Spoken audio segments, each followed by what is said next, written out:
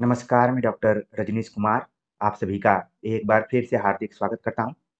आज के video lecture में हम चर्चा करेंगे आगामी UP, TGT, PGT Hindi exam के दृष्टिकोण से टीजीटी हिंदी के सिलेबस के ऊपर, जिसको कि हम पार्ट वाइज़ समझने का प्रयास करेंगे। वैसे हमने यूपी, टीजीटी, पीजीटी परीक्षाओं को लेकर बुक लिस्ट के बारे में, रणनीति के बारे में आप सभी से चर्चा कर ली है। इन सब के बावजूद तैयारी तभी सही दिशा में जा सकती है जब आप उस परीक्षा से संबंधित सिलेबस को अपने पास रखेंगे या फिर सिलेबस को समझेंगे। तो इस पूरी वीडियो लेक्चर में हमने सिलेबस को पार्ट वाइज समझाने का प्रयास किया है कि उसको कैसे पढ़ना है, उस पार्ट के अनुसार किन-किन किताबों का हमें अध्ययन करना है, पूरा विस्तार से समझाया गया है। क्योंकि सिलेबस किसी भी परीक्षा के लिए रोड मैप होता है, उसके आधार पर हमें तैयारी करनी पड़ती है। उसके पहले आप सभी को ध्यान में रखना है कि अगर आप आसानी से चयनित होना चाहते हैं और मेहनत करने के लिए दृढ़ संकल्पित हैं, तो आपको 5 काम करने होंगे, जिसमें कि सबसे पहले नंबर पर सिलेबस प्रिंट आउट करके अपने पास रखना होगा। बिना सिलेबस को रखे हुए या फिर पर डे उसको देखते हुए आप इस तैयारी को ठीक से नहीं कर सकते। इसलिए सिलेबस को आपको हल्के में नहीं लेना है, उसको प्रिंट आउट करके अपने पास रख लेना है। दूसरा पॉइंट है, पिछले साल के पेपर को देखते रहना है। कम से कम पिछले 5 वर्षों में यूपी, टीजीटी, पीजीटी से संबंधित जितनी भी परीक्षाएँ हुई हैं, उनके पेपर को आपको देखना है, उसके पैटर्न को समझना है। हो सकता है कि पहले सवाल सीधे इस तरीके से लाइन में पूछे गए हों, अब थोड़ा-सा पैटर्न को बदलकर सवाल इस मोड में पूछे जाएँ। लेकिन आपको बेसिक तौर पर वही सभी चीज़ें पढ़कर जानी है, जो सीधे तौर पर भी क्वेश्चन आए, तो वही चीज़ आपको पढ़ना है या फिर थोड़ा यूजीसी नेट को आधार बनाते हुए सवाल पूछे जाएँ, तो भी आपको वैसे ही पढ़ना है। तो पिछले साल के क्वेश्चन पेपर को ज़रूर देखिए क्योंकि कई बार उसमें प्रश्न रिपीट होते हैं। तीसरी बात आपको ध्यान में रखना है कि बेसिक या मूल किताबों को पढ़ते रहना है। भले आपके पास ऑनलाइनर किताबें हों, तमाम नोट्स हों, लेकिन आप उन मूल किताबों को पढ़ना न छोड़ेंगे। मूल किताबों को लेकर हमने एक से अधिक वीडियोज़ में चर्चा की हुई है। न सिर्फ चर्चा की है बल्कि उन किताबों को पढ़ाया भी है। तो आप आचार्य रामचंद्र शुक्ल से संबंधित जितनी भी वीडियोज़ हैं उनको देखिए, चाहे मैं व्हाइट बोर्ड पर पढ़ाते हुए आपको नज़र आऊँ या फिर पीडीएफ के माध्यम से भी हमने रामचंद्र शुक्ल को काफ़ी कवर किया हुआ है। आप थोड़ा-सा वक़्त देंगे इस चैनल पर, तो आपको बहुत सारी सामग्रियाँ मिल सकती हैं, जिससे कि आपकी तैयारी में धार मिल सकती है। इन सब के बाद आपको चौथे नंबर पर ध्यान रखना है कि नए प्रश्नों के साथ प्रैक्टिस करते रहना है।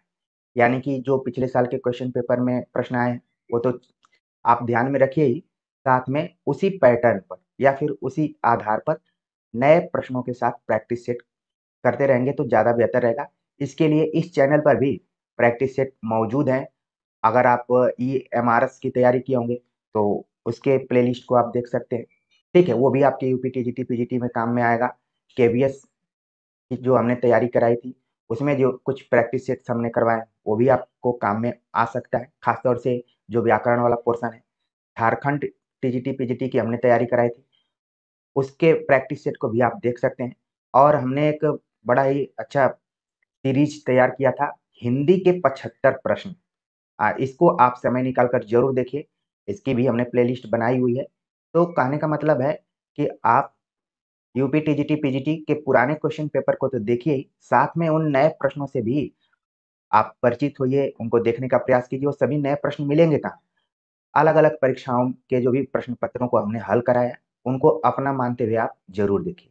और 5वीं जो सबसे महत्वपूर्ण बात है कि अनुराग हिंदी अकेडमी को नियमित रूप से फ़ॉलो करते रहिए, क्योंकि आप ये मत मानकर चलिए कि इसमें सारी चीज़ें पुरानी हो चुकी हैं।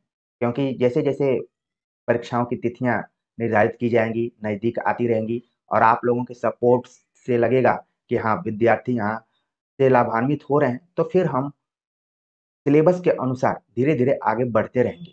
उसके पहले आपको अपना बेस ज़रूर मजबूत करना होगा। बेस मजबूत करने के लिए हमने हिंदी साहित्य का इतिहास, हिंदी व्याकरण और उससे जुड़े प्रैक्टिस सेट्स पे काफ़ी चर्चा की हुई है। तो आप समय न गँवाते हुए उन सभी चर्चाओं को देखिए और उसका लाभ उठाइए। तो चलते हैं, बात करते हैं हम सिलेबस के ऊपर। तो पहले हम इस पाठ्यक्रम के अंदर देख लेते हैं कि कितनी इकाइयों का हमें अध्ययन करना है।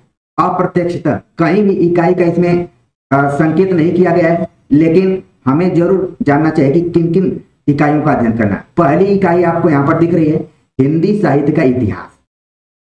दूसरी इकाई का नाम है गद्य साहित्य का इतिहास।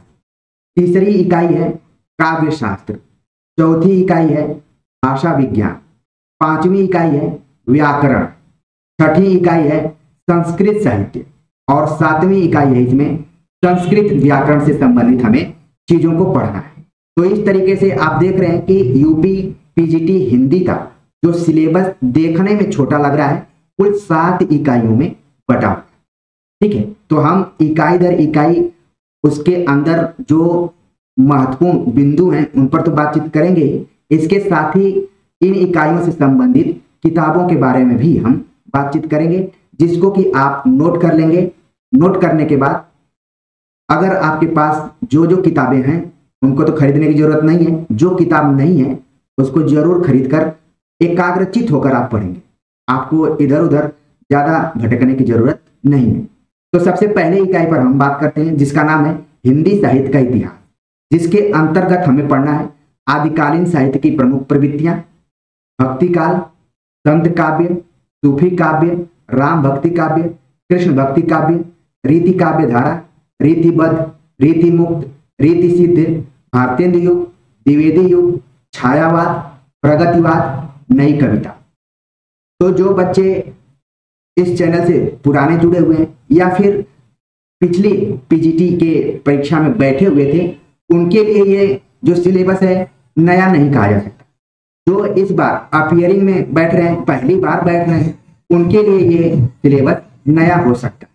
ठीक है, और अगर आप यूजीसी नेट की तैयारी कर रहे हो या फिर पीजी एंट्रेंस देकर तमाम विश्वविद्यालयों में आपने एडमिशन लिया होगा, तो ये सारे जितने भी पॉइंट्स हैं आपके लिए नए नहीं है। बस आपको करना क्या है कि इसको परीक्षा के दृष्टिकोण से देखना है। तो अब आपके दिमाग में आ रहा होगा कि हिंदी साहित्य का इतिहास पढ़ने के लिए हम किन मूल किताबों का अध्ययन करें। तो सबसे पहली जो किताब का नाम मैं यहाँ पर लिखने जा रहा हूँ वो है हिंदी साहित्य का इतिहास, आचार्य रामचंद्र शुक्ल का। ठीक है, तो इसको आपको नोट करना है। ये किताब हिंदी पढ़ने वाले सभी विद्यार्थियों के पास लगभग रहती है। जिनके पास नहीं हो, प्लीज इस किताब को जरूर वो खरीद कर पढ़ना शुरू करते हैं, क्योंकि इस बुक से ज्यादातर सवाल पूछे जाते हैं, चाहे वो कथन के रूप में हो चाहे फैक्चुअल तरीके से हो। दूसरी जो बुक है वो है हिंदी साहित्य का दूसरा इतिहास। हिंदी साहित्य का दूसरा इतिहास बच्चन सिंह की। इस बुक को बिल्कुल आपको पढ़ना है, क्योंकि पिछली बार इस बुक से बहुत सारे क्वेश्चंस आए हुए थे। और देखा जाए मूल इतिहास ग्रंथों में तो शुक्ल के बाद बच्चन सिंह की बुक आपको ज्यादा फायदेमंद हो सकती है। तीसरी बुक है जिसका नाम है हिंदी साहित्य और संवेदना का विकास। हिंदी साहित्य और संवेदना का विकास। ठीक है, और जैसे मैं नाम बोल रहा हूं आपके दिमाग में तुरंत आ भी गया होगा कि इसके लेखक हैं रामस्वरूप चतुर्वेदी। इसको आप लोग नोट कर लीजिए। ठीक है, ये 3 मूल किताबें हो गई। आपको हर हालत में इन किताबों को पढ़ना है। अगर आप अपना बेसिक अभी नहीं क्लियर कर पाए हिंदी साहित्य का, तो एक चौथी किताब है हिंदी साहित्य का सरल इतिहास। ठीक है, हिंदी साहित्य का सरल इतिहास, विश्वनाथ त्रिपाठी।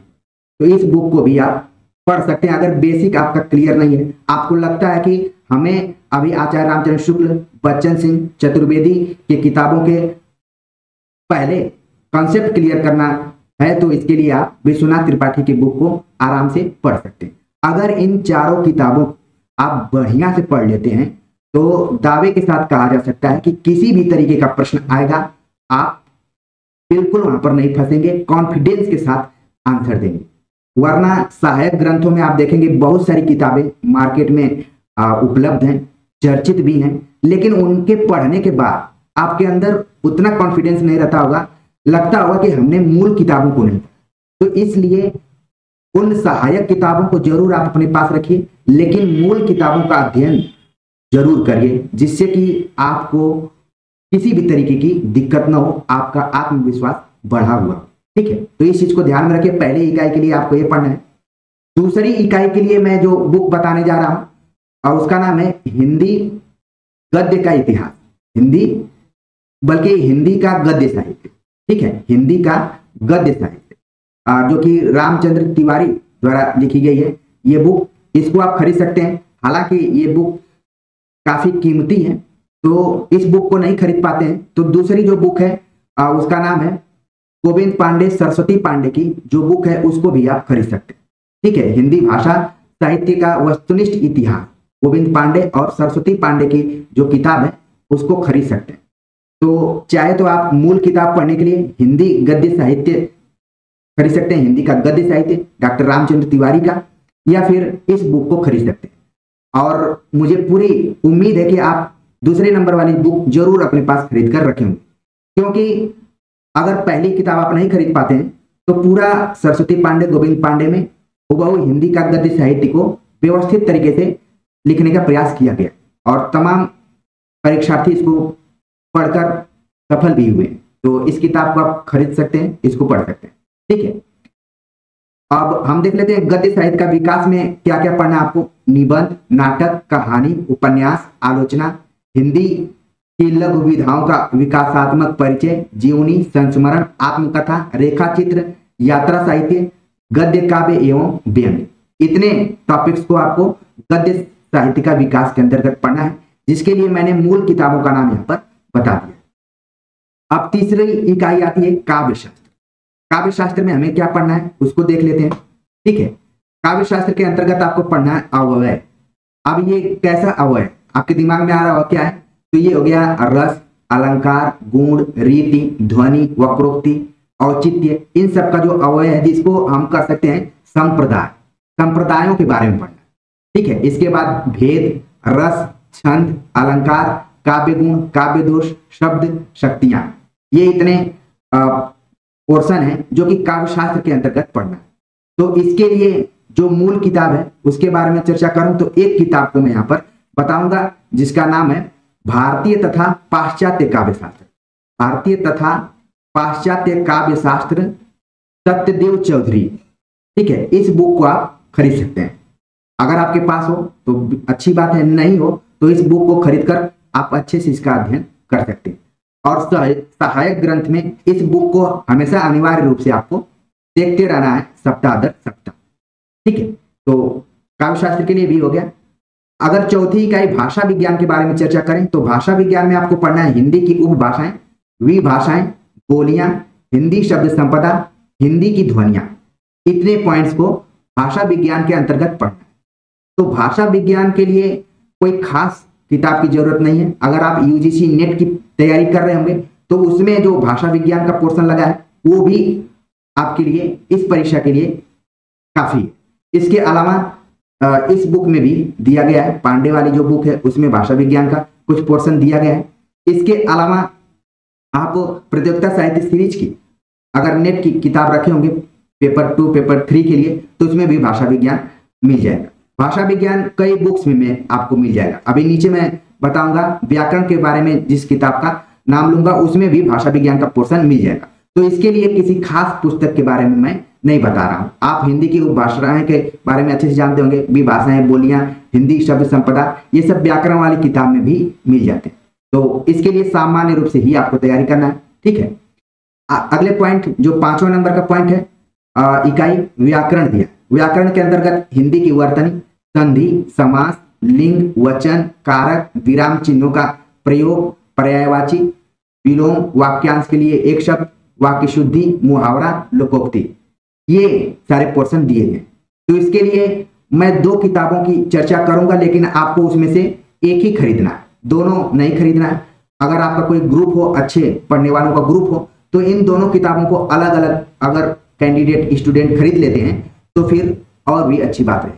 जिसमें एक किताब है हरदेव बहारी द्वारा लिखी गई किताब है जिसका नाम है हिंदी शब्द अर्थ व प्रयोग, जो कि हरदेव बहारी द्वारा, ठीक है, इसको आप नोट कर लीजिए। हिंदी शब्द अर्थ व प्रयोग हरदेव बहारी की बुक है, तो इस बुक को खरीद सकते हैं। दूसरी बुक है वासुदेव नंदन प्रसाद की, ठीक है। वासुदेव नंदन प्रसाद की बुक भी हिंदी भाषा और व्याकरण से संबंधित अच्छी बुक है। तो ये मैं नहीं कहूंगा कि इन दोनों किताबों को आप खरीदिए, इसमें से किसी एक बुक को जरूर अपने पास रखिए, जिससे कि आपका जो व्याकरण वाला पोर्शन है वो एकदम से क्लियर हो जाएगा। ठीक है, तो ये हो गया। अब हम देखते हैं संस्कृत साहित्य, क्योंकि विज्ञापन में ही पहले ही बता दिया गया है कि हिंदी विषय से जो भी पीजीटी की तैयारी कर रहे हैं उनको संस्कृत किसी न किसी रूप में, चाहे वो ग्रेजुएशन में पढ़ा हो, चाहे संस्कृत से एमए किया हो, चाहे वो संपूर्णानंद विश्वविद्यालय से संस्कृत से कोई ना कोई कोर्स किया, ये एकदम से अनिवार्य है। कई बच्चे कमेंट्स कर पूछ रहे हैं कि फला विषय में उन्होंने एमए किया था, ढेका विषय में एमए किया था, तो फिर क्या वो फॉर्म को भर सकते हैं या फिर नहीं।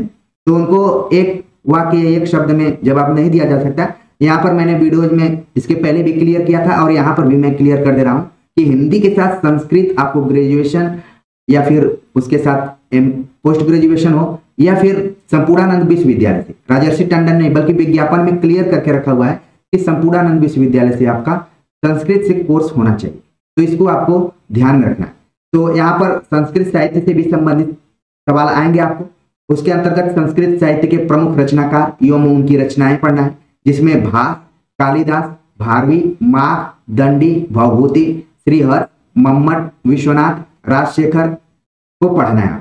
ठीक है, इस पर हमने भी कई वीडियो लेक्चर अपलोड करके रखे हुए हैं, आप समय निकाल कर जाकर देख सकते हैं। ऊपर जितनी भी हमने हिंदी से संबंधित बातें की, चाहे वो व्याकरण का पोर्शन हो, काव्य शास्त्र का हो, भाषा विज्ञान का हो, हिंदी साहित्य का इतिहास का हो, हिंदी का गद्य साहित्य हो, सब पे वीडियोज अपलोडेड है। बस आपको अपने अनुसार उसको यूज करना, ठीक है।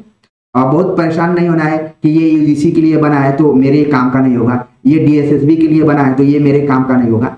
आपको अपने सिलेबस के अनुसार जहां से भी मैटर मिल रहे हैं, क्योंकि इस चैनल पर जितने भी मैटर अपलोड किए गए हैं वो प्रतियोगिता के दृष्टिकोण से ही अपलोड किए गए, ठीक है ना। तो इस चीज को बिल्कुल अपने दिमाग में रखिए।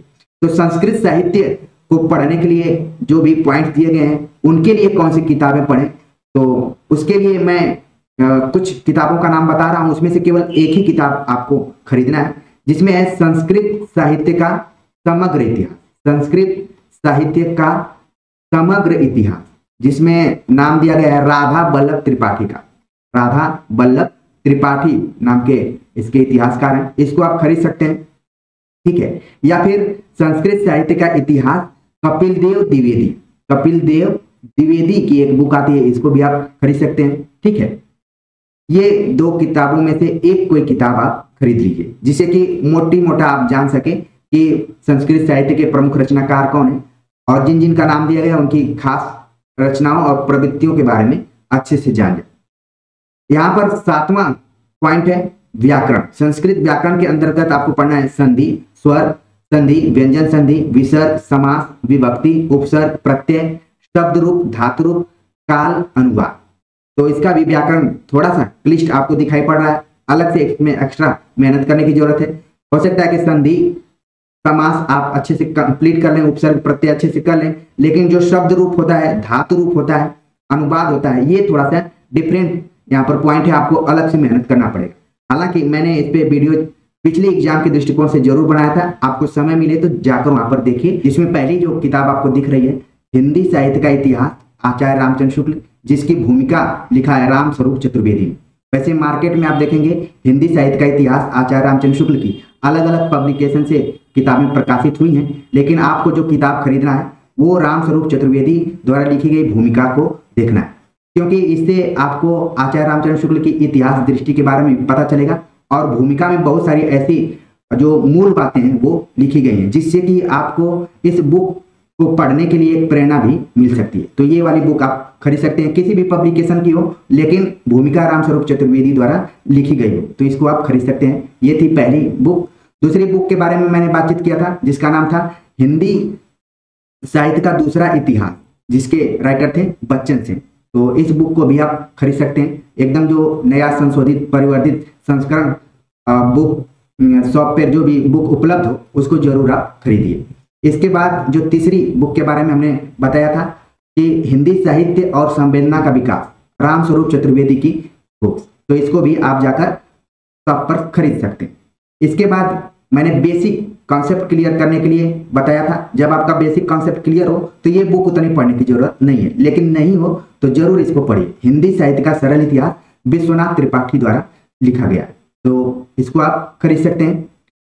अगली बुक के बारे में मैंने चर्चा किया था, हिंदी का गद्य साहित्य अद्यतन संशोधित एवं परिवर्धित संस्करण, रामचंद्र तिवारी द्वारा लिखी गई बुक है। तो इस बुक को आप खरीद सकते हैं। अगर नहीं खरीद सकते हैं तो दूसरी जो नीचे सहायक वस्तु के रूप में मैंने बताया था किताब के रूप में, वो थी हिंदी भाषा एवं साहित्य का वस्तुनिष्ठ इतिहास, सरस्वती पांडे, गोविंद पांडे। ठीक है, ये उसके पूरक के तौर पर आप बुक को देख सकते हैं। तो चाहे इसको खरीद लीजिए, हिंदी का गद्य साहित्य, चाहे इस बुक को खरीद लीजिए। हालांकि हर हालत में इस बुक को अपने पास रखिए, कम समय में आप रिवीजन कर सकते हैं। काव्य शास्त्र से संबंधित मैंने जिस बुक का जिक्र किया था उसमें थी भारतीय तथा पाश्चात्य काव्य शास्त्र का संक्षिप्त विवेचन, जिसके लेखक थे सत्यदेव चौधरी, डॉक्टर शांति स्वरूप भटनागर। तो इस बुक को आप खरीद सकते हैं। इसके बाद व्याकरण के लिए हमने बुक के बारे में बताया था कि हिंदी शब्द अर्थ प्रयोग हरदेव बाहरी की। इसके अलावा वासुदेव नंदन प्रसाद की भी बुक के बारे में चर्चा किया था। तो इन दोनों बुक्स को खरीद लीजिए जिसकी भाषा शैली आपको अच्छी लग रही हो, कंटेंट अच्छे लग रहे हो। हालांकि इस पे भी हमने वीडियो लेक्चर बनाया था कि हिंदी की जो व्याकरण से संबंधित 3 महत्वपूर्ण किताबें कौन कौन सी हैं, तो पूरा विषय वस्तु मैंने उसमें बताया। अगर आपको मौका मिले तो शॉप पर भी जाकर देख सकते हैं कि ये दोनों में से कौन बुक्स अच्छी है। हालांकि मैंने इसी को पहले रखा हुआ क्योंकि इसमें भाषा विज्ञान से संबंधित भी कुछ कुछ आपको पॉइंट्स मिल जाएंगे। अगली बुक के बारे में मैंने बताया था संस्कृत साहित्य का समग्र इतिहास, जो कि छात्रोपयोगी संस्करण दिया गया है, राधा बल्लभ त्रिपाठी द्वारा लिखा गया है। तो इस बुक को खरीद सकते हैं। हालांकि इसके अलावा 2 बुक्स और हैं जो कि अच्छी हैं, लेकिन आप किसी एक बुक को ही इसमें से खरीदिए, जिसमें कि पहली किताब तो ये हो गई। दूसरी किताब के बारे में मैंने चर्चा किया था कपिल देव द्विवेदी का हिंदी संस्कृत साहित्य का इतिहास, और एक और राइटर मुझे पता चले अभी, उमा शंकर शर्मा ऋषि। ठीक है, उमा शंकर शर्मा ऋषि नाम के एक संस्कृत साहित्य का इतिहास लिखा गया है इनके द्वारा। तो ये आप देख सकते हैं, मार्केट में जाकर जरूर देखिए। जो इलाहाबाद में बच्चे रहते हो उनको देखिए, ऑनलाइन भी आप देख सकते हैं कि कौन सी बुक अच्छी है। ठीक है, बुक शॉप पर जाकर देखेंगे तो वो ज्यादा आपके लिए अच्छा रहेगा, क्योंकि वहां पर आप बुक को उलट पलट कर भी देख सकते हैं। तो इसमें से किसी एक बुक को ही लेना है, जिससे कि आपको जो भी पाठ्यक्रम में लगे हुए रचनाकार हैं उनके बारे में जानकारी हो सके। आगे बात करते हैं संस्कृत व्याकरण प्रवेशिका के बारे में हमने चर्चा किया था। इसको आपको हर हालत में खरीदना ही खरीदना है, जिसके लेखक हैं बाबूराम सक्सेना। इसके बाद हमने चर्चा किया था कि अगर आप प्रैक्टिस सेट को लेकर कंफ्यूज हैं कि कौन सी प्रैक्टिस सेट को खरीदें, तो आप देख रहे हैं कि घटना चक्र को आप खरीद सकते हैं। ठीक है, इसके अलावा यहाँ पर यूथ कंपटीशन से संबंधित एक प्रैक्टिस सेट और इसमें भी पुराने प्रश्न पत्रों को रखा गया, इसको भी देख सकते हैं। ये सारी किताबें आप लोगों के पास वैसे होगी भी, तो इन दोनों को खरीद सकते हैं। बाकी ऊपर की जो मूल किताबों के बारे में मैंने चर्चा किया है, जरूर इनको खरीद कर, जो भी 2-3 महीने बचे हुए हैं जब तक परीक्षा की डेट नहीं आती है, तब तक आप इनको कम से कम 1-2 बार जरूर पढ़ लें, उसका अध्ययन कर लें, जिससे कि जब आप इसका अध्ययन करेंगे और इस चैनल पर जो भी प्रैक्टिस सेट हम कराएंगे तो आपको उसका ज़्यादा लाभ मिल सकता है। तो उम्मीद है कि अब बुक्स को लेकर आपके दिमाग में किसी भी तरीके का कंफ्यूजन नहीं होगा। आज ही जाएंगे आप शॉप पर और इन बुक्स को खरीद लेंगे। अगर ये सारी बुक्स आपके पास होंगी तो बहुत अच्छी बात है, नहीं होंगी तो जो नहीं है उसको आप खरीद सकते हैं। तो बुक्स के लिए आपको ज़्यादा परेशान होने की जरूरत नहीं है, इनको एकदम आंख बंद करके पढ़ना शुरू कर दीजिए। तो उम्मीद है कि अब बुक्स को लेकर आप लोग परेशान नहीं रहेंगे, अपनी तैयारी को टाइम टेबल के अनुसार धीरे धीरे आगे बढ़ाना शुरू करेंगे। तो आज के लिए बस इतना ही, मिलते हैं नए टॉपिक के साथ, नए प्रैक्टिस सेट के साथ। तब तक के लिए नमस्कार।